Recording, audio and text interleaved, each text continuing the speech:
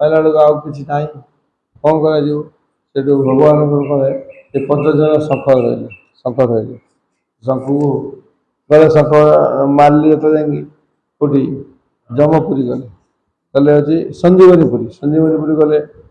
ଶଙ୍ଖ ମାରିଲେ ତ ପ୍ରଭୁ ସିଏ ଯମରାଜ ଉଠିଲେ, ସେ କହିଲେ ପ୍ରଭୁ ଆପଣ ପ୍ରଭୁଙ୍କୁ ବିଭିନ୍ନ ପ୍ରକାର ସତ୍କାର କଲେ।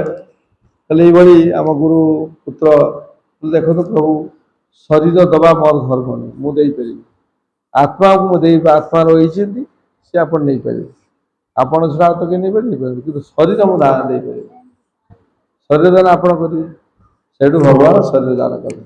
କଲା ପରେ ସେଥିପାଇଁ ଭଗବାନ କୁହାଯାଇଛି କ'ଣ? କର୍ତ୍ତୁମ ଅକର୍ତ୍ତୁମ ଅନ୍ୟଥା କର୍ତ୍ତୁମ ସକ୍ଷମ।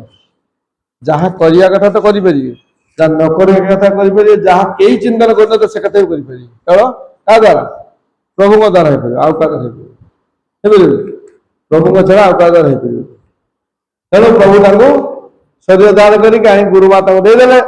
ଗୁରୁମାତା ବହୁତ ଖୁସି ହେଇଗଲେ, ସନ୍ଦୀପ ବୋଲି ଖୁସି କଲେ। ଏ କଥା ତ କେହି ଶିଷ୍ୟ କ'ଣ କୋଉ କାଳରେ ବି କେହି କରିପାରିବେ ନାଇଁ। ତେଣୁ ତମକୁ ଯୋଉ 64 ବିଦ୍ୟା ଦେଲି, ସେ ବିଦ୍ୟା ଉତ୍ତମ ଭାବରେ ସଫଳ ହବ। ଗୁରୁଦେବ ଆଶୀର୍ବାଦ କରୁଥିଲେ, ଗୁରୁଦେବ ଯଦି ଆଶୀର୍ବାଦ କରୁଥିଲେ ସେ ବିଦ୍ୟା ସଫଳ ହଉଥିଲା। ଯଦି ଆଶୀର୍ବାଦ ଗୁରୁଦେବ ରଖିଲେ ସେ ବିଦ୍ୟା ସଫଳ ହଉନଥିଲା। ଏଭଳି କାରଣ ସେତେବେଳେ ସବୁ ବେଦ ବିଦ୍ୟା କରାହଉଥିଲା।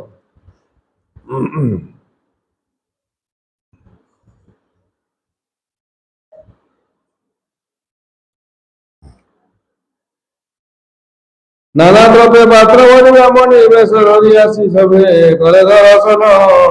ଅନ୍ତରିକ୍ଷେ ଦେବଗଣ ସିଦ୍ଧ ଗନ୍ଧର୍ବ ଚାରଣ। ସ୍ତୁତି ନୃତ୍ୟ করে বাদ্য গীত।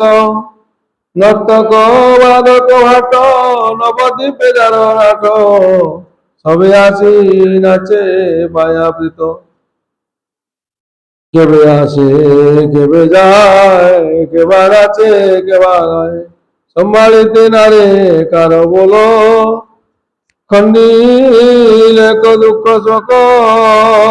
প্রমোদ পূরিত লোক, মিশ্র হইলা আনন্দে বিহଳ। କ'ଣ ଆମର ଯୋଉ ଗାଁ ଗାଉଁଲି ଲୋକ, କିଛି ଲୋକ ଯଦି ଆସିକି କୋଉଠି ଗୋଟେ ହବାଲା ନାଟ କୀର୍ତ୍ତନ କରେ, ସବୁ ଲୋକ ଆସି ଦେଖିବାକୁ କ'ଣ ହେଲା ସେ ଘରେ, ଏମିତି କ'ଣ ନାଟ କୀର୍ତ୍ତନ, ଚାଲ ଯିବା। ସବୁ ଦେଖିଲେ, ସେ ବି କୀର୍ତ୍ତନ ଯେ ହରି ହରି ହରି ହରି ଚାଲିଛି। ଜନ୍ମ ହେଇଛି, ପୁତ୍ର ଜନ୍ମ ହେଇଛି, ସିଏ ଆଉ କିଛି ଲୋକ ଆଇଲେ, ଏଇଭଳିଆ ତ ହରିଧ୍ୱନି ଚାଲିଛି। ତାପରେ ଦେବତା ମାନେ ଅଲକ୍ଷ୍ୟର ଦେବତା ମାନେ ଆସିକି ହରିଧ୍ୱନି କଲେ। ଲୋକ ଭାବୁଛନ୍ତି ସବୁ ବଡ଼ ବଡ଼ ଲୋକ ଆଇଛନ୍ତି, ନୂଆ ଲୋକ ଗୁଡ଼ା, ଦେବତା ଲୋକ, ଦେବତା ବାଲା ଗୁରା ଗୁରା ପଇତା ପକେଇଛନ୍ତି, ଜୋରଦାର ତିଳକ କରିଛନ୍ତି। କୁଆଡୁ ସବୁ ଆଇଲେ, ତୁଳସୀ ଗଣ୍ଠି ପିନ୍ଧିଛନ୍ତି ନାଇଁ କି। ଦେବତା ମାନେ ବୈଷ୍ଣବ ବେଶରେ, ସବୁ ବ୍ରାହ୍ମଣ ବୈଷ୍ଣବ ବେଶରେ ଆସି ପହଞ୍ଚିଲେ। ସବୁ ଲୋକଙ୍କର ନୂଆ ଲୋକ ଗୁଡାକ ଆସୁଛନ୍ତି କାହିଁକି, ଚାଲ ଦେଖିଆ। ନାରୀ ଦେବନାରୀ ମାନେ, ଦେବନାରୀ ଆସିବେ ତ ଭିନ୍ନ ନା ସମସ୍ତଠାରୁ ନାଇଁ, ତାଙ୍କର ବହୁତ ସୁନ୍ଦର ସବୁ କିଛି।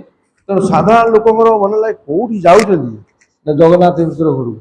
ସେଠି ଗୋଟେ କ'ଣ ହେଇଛି ଉତ୍ସବ, କିଛି ଅସୁବିଧା ସୁବିଧା ଗୋଟେ ଗୋଟେ ଗୋଟେ ବହୁତ ଆନନ୍ଦ ବିଷୟ ହେଇଛି।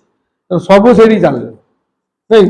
ବହୁତ ଲୋକ ଯୋଉଠିକି ଆସିବେ, କିଛି କିଏ ଜାଣୁ ନ ଜାଣୁ ସେ ଲୋକ ଚାଲିବେ, ଚାଲିଲେ ଲୋକ ଚାଲିଲେ। କ'ଣ ହେଇଛି ତାଙ୍କ ଘରେ, କ'ଣ ହେଇଛି ନା ପୁତ୍ର ଜନ୍ମ ହେଇଛି। ଯିବା, ପୁତ୍ର ଜନ୍ମ ହେଇଛି, ଏତେ ଲୋକ ଆସୁଛନ୍ତି, କୁଆଡେ ଆସୁଛନ୍ତି ଲୋକ? ଲୋକ ତ ଆମେ ଚିହ୍ନିନୁ, କେବେ କୋଉ ଦିନ ଆସିନାହାନ୍ତି ଏମାନେ।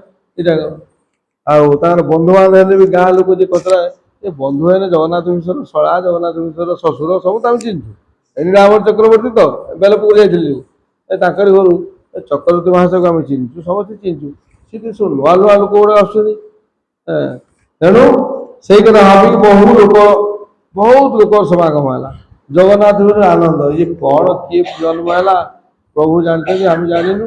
ଏ ତ ସବୁ ଲୋକ ଆସି ତାକୁ ଦେଖିବାକୁ ଆସିଲେଣି। ବହୁ ଲୋକର ସମାଗମ ହେଲା। ଖଣ୍ଡିଲେ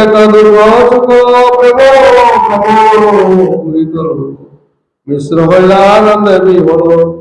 ଯିଏ ଦେଖିଦେଲା ମହାପ୍ରଭୁ, ସିଏ ଗୋଟେ ଆନନ୍ଦ ଅଲଗା ଆସିଗଲା। କୃଷ୍ଣ ଦର୍ଶନ ହେଲା ଯାର, ଜୀବନ ସଫଳତା ନାଇଁ। ଆଉ ପ୍ରଭୁଙ୍କୁ ତ ଦର୍ଶନ କରିଦଉଛି, ମନ ଭିତରେ ଗୋଟେ